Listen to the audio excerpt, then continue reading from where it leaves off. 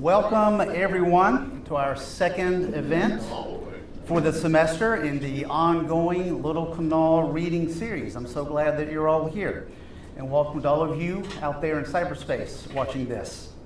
Thank you to Josh Brennan and the GSU's marketing team for making that possible. We really appreciate that. As you all, I'm sure, know, the Little Kanawha Reading Series is a collaboration between the Department of Language and Literature, the Department of Social Science and its Appalachian Studies program, and the Robert F. Kidd Library, where we are right now. Its mission is to provide a showcase for a diversity of literary forms and voices in order to acknowledge and enrich the cultural heritage of Appalachia and the communities around the Little Kanawha River. And can everybody hear me okay? Is this, okay, good deal. Before I introduce this afternoon's reader, I'd like to once again thank Jason Gum back there and the RFK Library for once again hosting us and providing snacks. As a public service announcement, I think I've taken care of this, but if you are a student here for a class, we do have a sign-in sheet for you. But I think you guys have all signed in. It is my pleasure to introduce a wonderful reader for this evening, Heather Loudermilk. Heather is originally from Bassett, Virginia, and now lives in Knoxville, Tennessee. So Heather has made a long journey to be here with us. Her work has appeared in such publications as Artemis Journal, Salvation South, and Still the Journal. But perhaps most important of all, Heather is the author of We Are Bad and Good, a collection of poems published by the Little Kanawha Reading Series as part of our annual Chapbook contest. It's a wonderful book that captures the raw beauty, grit, and grace of life in rural Appalachia. With vivid imagery and heartfelt honesty, her book celebrates family, nature, struggle, and resilience. It's exactly what the Little Kanawha Reading Series is all about. We do have some copies here for you, and I'm sure Heather won't mind signing a copy for you. You can also purchase them at the Little Kanawha Reading Series webpage. So without further ado, it's my very genuine pleasure to welcome Heather Loudermilk.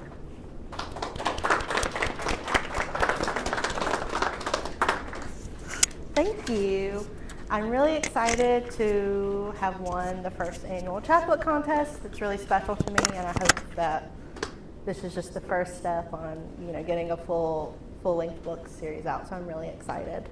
I'm gonna read some from the book, then read some current pieces I've been working on, and then we'll finish up with the book.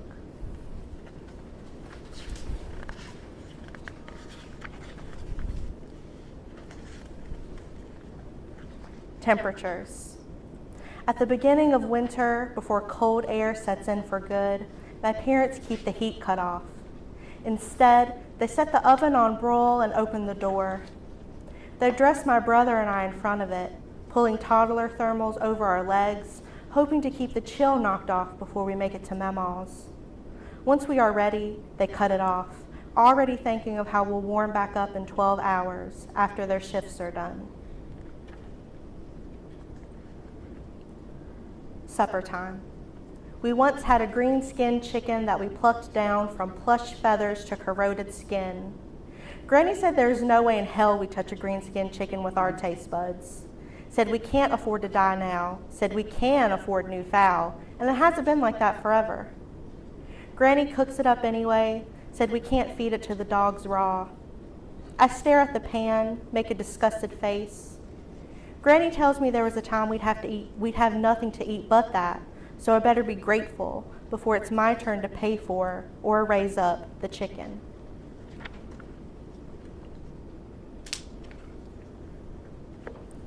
Loose lines. I've never been good at baiting a hook, too scared of the barbed teeth, how it could slice into the meat of my thumb. I never wanted to hold the worms anyway. I never let them plop fat and slimy into my palms, bodies swollen with moisture, unnaturally cooler cold. Even if I had wanted to, I couldn't grab a minnow and slide them into place. They ran from my shadow in a marathon pace around the edge of the bucket, Get away, I heard in every slosh.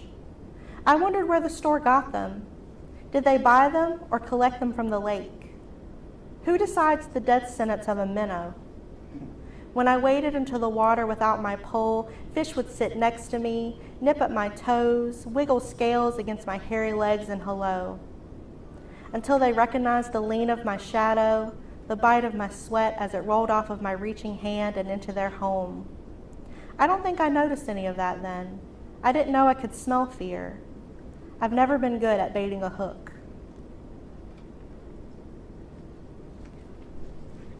Black walnuts. My brother and I used to forage for black walnuts that fell and scattered around our great-grandparents' yard. On the hottest days, we ran around the tree's shade, dreamed of climbing right up its trunk and into the canopied sky. We picked up round walnuts, broken from last year's fall, and aimed them at each other's backs. With bloomed bruises, we took turns throwing them over the fence and into the river. There were days when we could scavenge nothing. Instead, we'd stare out at swimmers, wishing we could dive into the bottom and pull out our tree's fruit. We stood there and gripped hands, dreaming that we could float our way to branches or river rock. The afternoon ends with us laying at the yard's edge, heads enveloped in walnut shade, ears full of gulping water downstream, hitting the bank.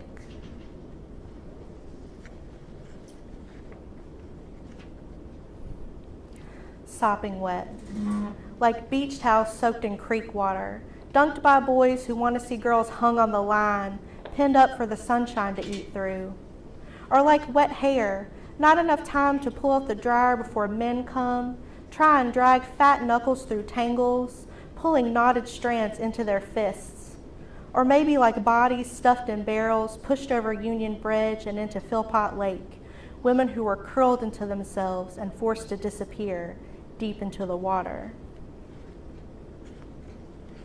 Okay, and I'm going to read some of my current work. I have been working with persona poetry a lot. It's fun. It's been fun to kind of put myself in situations and kind of create these worlds for these different characters. So we'll start with a few poems about Sandy, and you'll learn about her. So Sandy takes an early shift. This morning she smokes and takes it in. August sun will have the trash well marinated by noon. She's not allowed to smoke up front, or she would. She's there so early, no one can tell her off if she did stand right in front of the please enter sign, but out of respect for her family dollar chain, she sticks to the dumpsters. She's early to stock shelves, knowing the less she's at home, the less her sister's boyfriend has time to peek at her in the shower. Sister doesn't listen to her and thinks he's harmless, but Sandy can't drink her morning coffee without him saying something about her mouth. She needs out of there. It's why she's grabbing shifts in these hollowed halls, finally taking her time in the deodorant aisle, carefully stacking brand against brand like tiny soldiers. Her pits sweat, and she realizes she forgot her own antiperspirant, afraid to go into the bathroom again and get cornered. The employee bathroom is the only bathroom where she feels safe enough to look into the mirror and know there's nothing behind her. It's worth being there at 5:30 a.m. to piss in peace. No breathing of a man behind the door, just the buzz of those fluorescent lights. She feels safer here even if they get robbed at gunpoint. She makes it to 6 a.m. She keeps stalking. Sandy rolls her ankle. Sandy's ankle isn't broken, but bruised up. No yellow yet, only deep purple and indigo, a swirling painting of pain. It could be worse. She's rubbed raw underarm, holy red sweater she's had since high school, not thick enough to pad her skin from the worst of the crutches. Maybe she'll bruise there too. Maybe she'll become a night sky, blue and black forever, yellow coming in like a close-up sun. Black hole somehow becoming star. She thinks of the rest of her, how easy her cheeks heat up with drink or love, how tears almost evaporate when she cries because of how hot her face warms. It's been hit before, only a handprint left behind, one that blended in with her blush to become nothing, a disappearing act. She can't run far in crutches, but she wonders. On a day like today, no one else at home. She's supposed to be at work. She could grab her mattress savings account and take off. Virginia Beach, D.C., Pittsburgh if she wanted. All the places she could limp to, opening the universe like a planetarium seat. The couch springs dig into her ass. Stars hang over trailer roofs too. And then our last one for Sandy. Sandy tells you what she remembers. I woke up like the fetus I don't want, curled in past the center of the axis, head to knees, almost kissing cousins. There is no sign of him in the room except on me, not a rip in the bedspread or footprint on the carpet. I don't know if that part is true, but I'm looking everywhere for an answer that my surroundings cannot give me. Many things have escaped my mind these days. Customers, regular cigarette orders, delivery meetings, his work schedule. That's why this happened. I grew too complacent, his eyes focused only on my sister, making me think, yes, finally, he's the man she thinks he is, and I have no worries left to pass the time. When someone shows you who they are, fucking believe them. Isn't that quote everywhere? I've seen it. I've seen enough to know I shouldn't freeze when he catches me. I didn't scream. My work polo has a slice of blood on it, but the red blends in. My khakis are folded on my desk table, ready for me to slip back into my work persona. I wonder how much longer I can be her, be Sandy, before I fracture like puddle ice. One step. I remember the days my sister and I used to play in the snow until our pinkies froze. Gray sky, flakes fell until we were white-headed, turned into old women. I'd believe anything she told me then. Was there ever a moment where she listened to me more than out in that snowstorm? I told her secrets that winter I'd never let out again. Her room is down the hall from me now, his room. When he leaves for work, can I tell her? I can barely make the flurries out through the window finding their new homes. How hard does it have to snow for nostalgia to break her open? A winter dried bush I can easily pluck. Each leaf. She will believe me. She will not believe me. I do not remember how this started. Please don't ask me to tell you my story in full. The next character is a used car salesman who is really angry at the rest of the world, except he's obsessed with his oranges. So 2024 Used Car Salesman of the Year. Do you see what I see? Pigs in the lobby poking at vending machines, searching for their chocolate truffles. I am selling cars to these pigs. I am watching them fly away in Toyota trucks they will get repoed in a few months. I am collecting my commission, buying as many oranges as I can, to peel and to let rot, food for the bellies of ants in my house. Don't say I've never given something to those less fortunate than me. All I do is give. The brains I lose each day in pursuit of a sale, of letting people like you think they can get one over on me. The best deal is when both parties feel like they get fucked. I am a losing winner. All day I wait to peel my fruit, lunch break wholly in my glass cubicle. I hear bells. I hear trumpets. I unwrap the day and all the days before it and all the days after. I hold it in my hand. My teeth gnaw. They snap. They want my tongue to taste the brightness that's missing. Customers after my orange get a better me. All they get before is the wanting, the need for pulp in my teeth. And then Used Car Salesman of the Year buys his orange.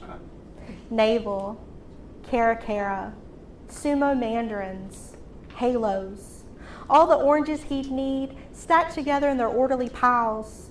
He'd make love to the Kroger stalker to show his appreciation if they wanted it. Winter meant he needed the taste of the sun, rub it against his gums. His slacks were uncomfortable, stitches right where his shorts ended.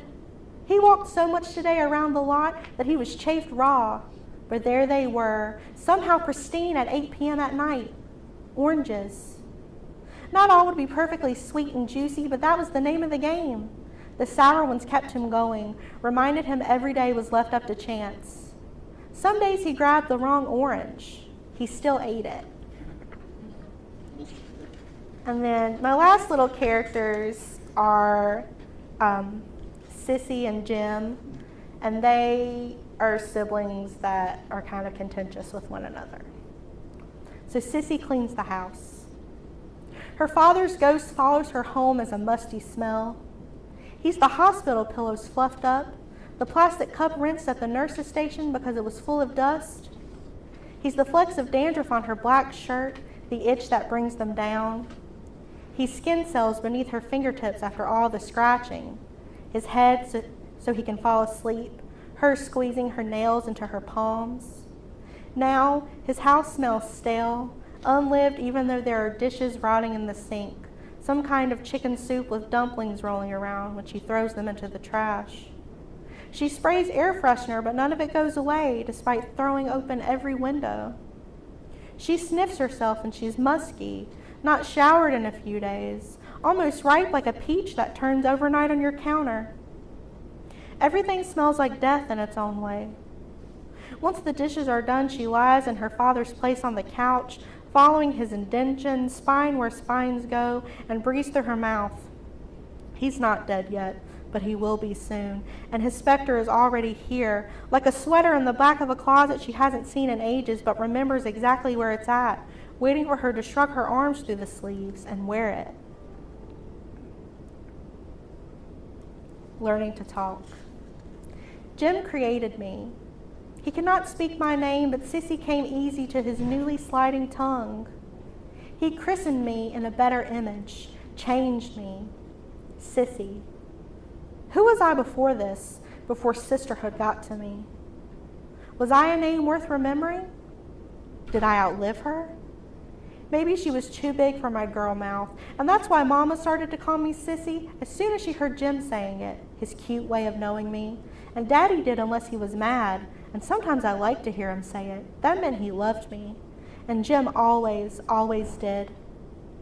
Before you, I was something else, I told his little body. He squirmed, making spit up. Jim wasn't what I have picked for you. And then my last for my new pieces is, I don't know if she's a character, but she's a weird lady. My garbage is picked up every Monday morning. Do you think the trash man is sexually attracted to me? I leave clues that I'm interested, make more trash than one person needs. Buy lingerie to cut off the tags and hope he recognizes my Victoria's Secret scrimped and saved for. Prescribes to me faceless curves and the curl of a smile. My last one didn't like when I stared, said my eyes bugged and it creeped him out, but I like to look. The trash man in my mind likes to be looked at. I bet he imagines me in dogwood bloom pink, subtle and understated. And I recycle more so he knows I'm a good person. All my grape juice bottles, Welch's, Kroger brand, the good stuff in glass, mouth stained slick purple, their own tumbling mountain when he tips the bin. The higher the pile of plastic lettuce boxes, the closer to God. Unless he's not into that, a rare breed of southern atheists like me. If he drove by on Sundays, he'd know it's only my car in the driveway. I'm always home, never singing hymns. I know his arms, the way they peek out the window when it's his turn to drive, sun glinting, forearm hair like bleached wheat. It's the most I've ever seen of him. He shined like gold, and since I've schemed to pull him over the threshold by his calloused hands. Mine's so smooth, if only he'd feel them. That's what's currently going on. Back to the last few from the book. So the Eden Drive-In. We do not watch the movie. We run around with the other kids, splinters slipping into our skin from the wooden playground, built like an ark. The littles play a Bible form of house, stepping onto the gangplank in even pairs, boy, girl, boy, girl, boy, girl. We're too old to push kids down the slides, to take up space, so we hide and seek around the hull, giggling when we found each other again. I want your back against the wood, I realize. Do you know what that means? I'm afraid to say it out loud. You are a soft, bright spot against summer night. We are far enough away from your dad that for a minute no one knows us. I don't want to become a stranger to you. I'm not prepared to answer to the belt. I don't think I have an answer for this at all. I mean to tell you, I want your face between my hands, sanded wood of the Lord around us, huddled in the part of the ship no one goes. I want to kiss you. Do you know what that means? I want to walk into the ark, girl. I want God to let us float. Things we hang on the line. Bras, one with a cup less stretched out from holding nothing. Panties with blood stains, splotches we can't scrub out or bleach over. Work shirts that smell like corn liquor or have a small swipe of joint ash on the pocket. If you think secrets have to speak to be told, you've never done laundry like we have.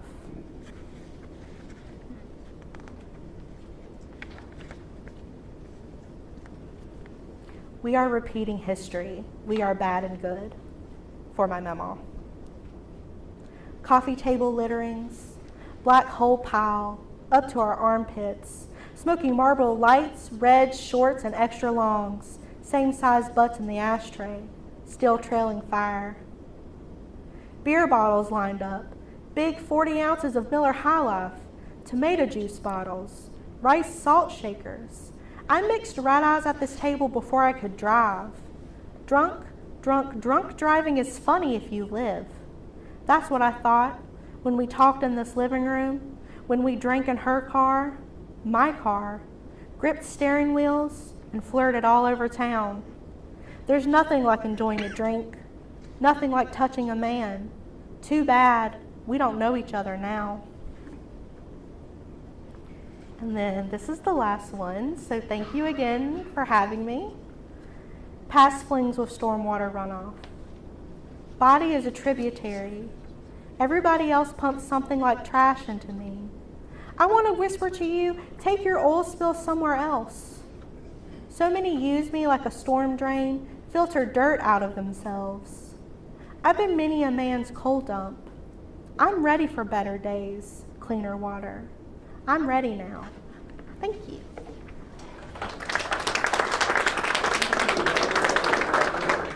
And I'm sure if Yeah. you're happy to answer questions. Oh yes, I forgot about that. Another question. A lot of those starting to see a pattern in those, like abuse and trauma. I mean, yeah, it's about, the chapbook is a lot about my life growing up, and when the bones of the chapbook were made from like a senior project I did in undergrad. So a lot of it was like a lot of coming of age, all the teenage angst, like that's the bones of the project. All that stuff happened to you, like, so sorry. It's okay. Thank you, Austin. Any other questions for Heather? I have maybe a kind of technical question. Okay. So I find it really hard to know how to end a poem or when to end it. You do it so well. It's just flawless. So how do you do it? That's a great question because the answer is I don't know. Like, I just think sometimes I know the vibe of what I want, and I just know it when I see it. And a lot of times I have to rewrite it a bunch, so I just know it when I see it. I know that's a bad Yeah, no, answer, you're bad smart. technical question, Yeah. but like, I just feel like you get to know it so much. If it doesn't speak to me in some way, I'll come back to it eventually. So even if I think there's a good ending, I might fiddle with it a bunch and then just save a bunch of saves and then come back to it. But usually I have an innate feeling. Don't overthink it because it works. So whatever you're you. doing, it's really working well. Thank you. Yeah, let me interrupt, sorry. Besides the feeling of it, and the vibes, whatever, it seems like I sense you live it. I mean, yeah, I tend to get really obsessed with a poem at a time and think about it fairly much. The writing time may only be like, I might spend like 30 minutes or an hour on it a night, but like throughout the day, I'm thinking about what I want it to be. I'm thinking about how I want to end. I'm thinking about what's going on in it. So I am like constantly thinking about whatever I'm working on. Yeah, somebody. Oh gosh.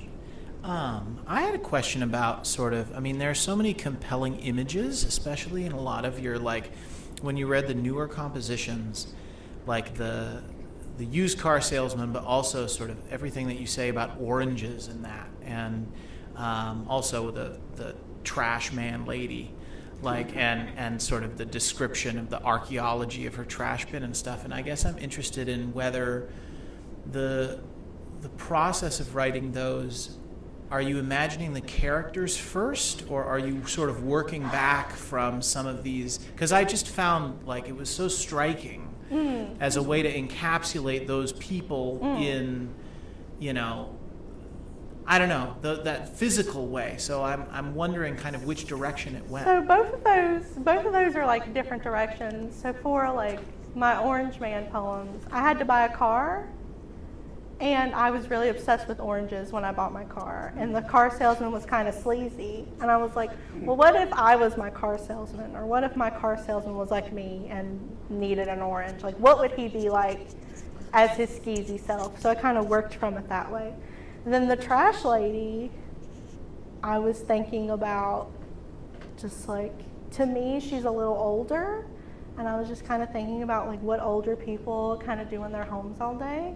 And I have the tendency to make up stories about people that maybe I see every day, but I don't know. And I was like, well, what if this woman was like really seriously obsessed with her trash guy? And then just described, like, if you were really obsessed with somebody, what would you do to get their attention when you are not going to speak to him? Yeah, how would you send signals not speaking to him? So I guess I kind of came up with the characters first and then worked my way there. But they come to me. Yes. What poets and poetry do you like to read? And secondary to that, do you feel that you shamelessly imitate them, or do you go out of your way not to? I feel like I would probably, if I were writing poetry, I would feel very self-conscious, and I would try as hard as possible to not write like the poets that I liked. And we are exactly the same. Okay. That doesn't surprise me. So we'll start with I really like, George Ella Lyon, Diane Gilliam, Annie Woodford, like a lot of these female Appalachian poets. Betty Sellers, I love Betty Sellers so much. I'm obsessed. I have a favorite poem by her if you want to ask me about it later. Obsessed with them. And I really love the way that they just full-heartedly write about the bad things that happen in their communities while still being able to write about those bad things while also being funny and having joy and like showing people as their true selves. Now when it comes to their actual styles, I am like you. I find it really, I try not to write like anybody. Even like doing epigraphs and stuff makes me nervous. I'm trying to work on that. Like that's a personal failing. I would like to do stuff like that. But yeah, I tend to, I like them, but I don't want to write like them. Thanks. Any other questions? Yeah, please.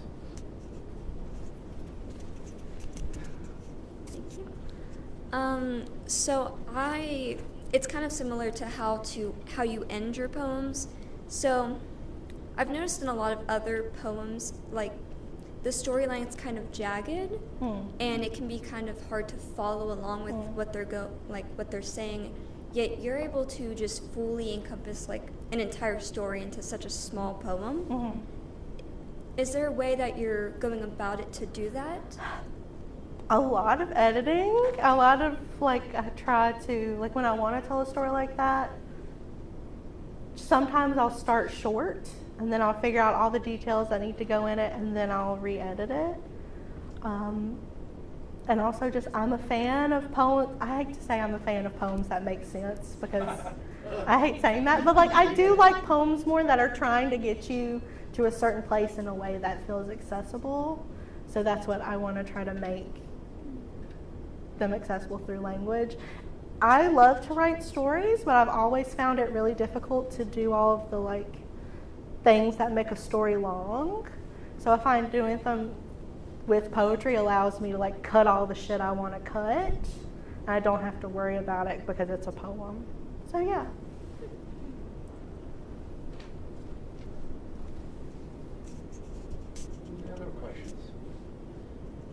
maybe one more question. Okay. Do you consider yourself to be an Appalachian boy? And is that even a useful thing to think about? I think it's really useful in terms of finding community, finding other people who consider that. I went to the Appalachian Writers Workshop before I started my graduate program, and it changed my life just in terms of like having people who, you know, share your work, want to read your stuff, people who want to be in community with you. Where I'm from is kind of in the foothills, so I'm like on sort of like the last counties that's considered Appalachian. I consider myself an Appalachian poet just from the way that I write. I also have family that's from West Virginia and stuff, so if you want to be a stickler, I kind of have that. But yeah, I consider myself Appalachian, and I think it's really useful. Any other questions for Heather? Let's give her one more round of Thank applause. you.